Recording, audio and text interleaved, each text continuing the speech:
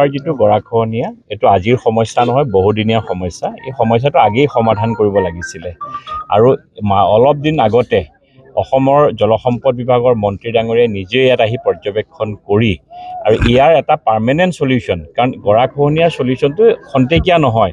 অলপ পাৰ্কোপাইন দি থ'লে আপুনি অলপ পেৰাচাইটিং কৰি পেলাই দুদিনমান থাকিলে আৰু এটা জেগাত গৈ খহনীয়া হ'ব। যিহেতু এটা বৃহত্তৰ এৰিয়া আমি বচাব লাগিব, সেইকাৰণে এটা জিঅ' বেগৰ যিটো প্ৰটেকশ্যন আমাৰ যিটো কৰিব লাগিব, সেই প্ৰটেকশ্যনৰ কামটো আৰম্ভ কৰিবৰ কাৰণে আজি মই ৰাইজে কোৱাৰ কাৰণে মই চাবলৈ আহিলোঁ। ৰাইজে দুখত আছে আৰু ইয়াতে ৰাইজে নিজাববীয়াকে পইচা উঠাই ৰাইজে কাম আৰম্ভ কৰিছে। কোনোবাই 20,000, কোনোবাই 10,000 এনেকৈ পইচা উঠাই আৰম্ভ কৰিছে।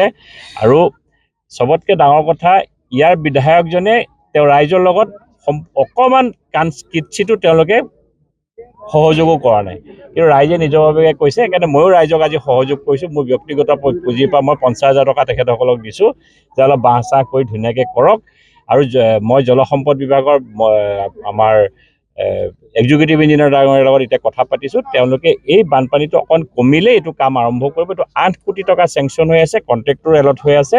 অতি শীঘ্ৰে লাওখোৱাৰ ভোৰবন্ধা আমাৰ বগামুখৰ এই অঞ্চলৰ ৰাইজ বানমুক্ত হ'ব, গৰাখহনীয়াৰ পৰা মুক্ত পাব। চাওক, এই বিষয়ে মই ক'বলগীয়া একো নাই। চামগুৰিৰ ৰাইজে এইটো বিচাৰ বিবেচনা ল'ব, কাৰণ চামগুৰি সমষ্টিত প্ৰায় 3 লাখ লোক থাকে, প্ৰায় 1,80,000 ভোটাৰ আছে ইয়াত। তো 1,80,000 ভোটাৰ, প্ৰায় 3-3.5 লাখ লোক বসবাস কৰে। আৰু কংগ্ৰেছ এটা ডাঙৰ পাৰ্টি, সেই পাৰ্টিটোত দ্বিতীয় ব্যক্তিজন নাই। চামগুৰিৰ চাগে বেলেগ এজন কোনো ভাল কম্পিটেণ্ট কেণ্ডিডেট নাই কাৰণে চাগে বেলেগ আৰু এটা পৰিয়ালকে দি আছে কংগ্ৰেছে। কিন্তু ভাৰতীয় জনতা পাৰ্টিটো তেনেকুৱা নহয়।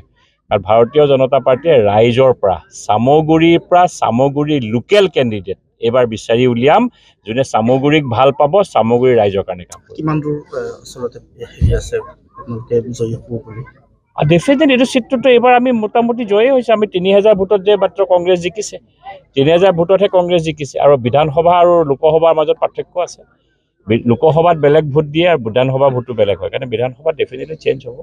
আৰু ৰাইজে নিজেই বিচাৰ কৰিব। ৰাইজে যদি একেটা পৰিয়ালৰ কবলত থাকিব বিচাৰিছে, পৰিয়ালৰ আণ্ডাৰত, তেতিয়াহ'লে এইটো ৰাইজৰ কথা। আমি চেষ্টা কৰিম, ৰাইজক বুজোৱাৰ চেষ্টা কৰিম।